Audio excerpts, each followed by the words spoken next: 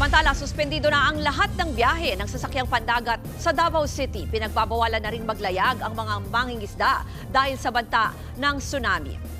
Para bigyan tayo ng detalye live mula sa Davao City, nasa frontline ng balitang yan, si Bril Montalvo. Bril, kamusta ang sitwasyon dyan? May mga inilikas ba?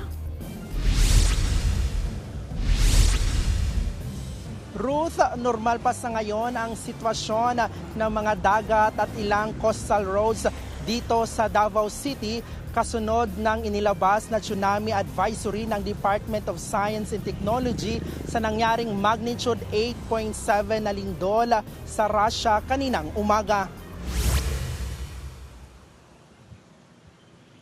Sa ating ngang pag-iikot kanina sa coastal area sa Barangay Matina dito sa Davao City, may mga residente tayong nakausap na nakatira sa gilid ng dagat na naghahanda ng mag-evacuate kung sakaling magkaroon nga ng tsunami.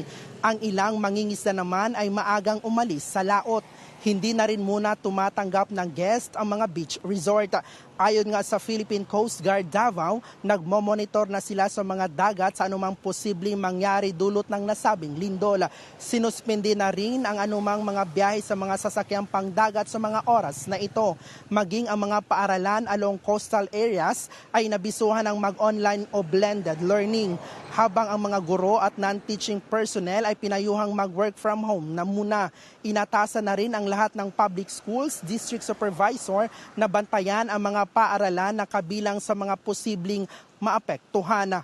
Ruth, sa ngayon ay inabisuhan ang lahat ng mga residente na nakatira malapit sa dagat na maging alisto sa anumang posibleng hindi magandang paggalaw sa lebel ng tubig at kung maaari ay pumunta na sa mga matataas na lugar. Mahigpit din dito na ipinagbabawal ang pagligo sa mga dagat. Ruth. Yan po ang Express Report ni Bril Montalvo mula sa Davao City.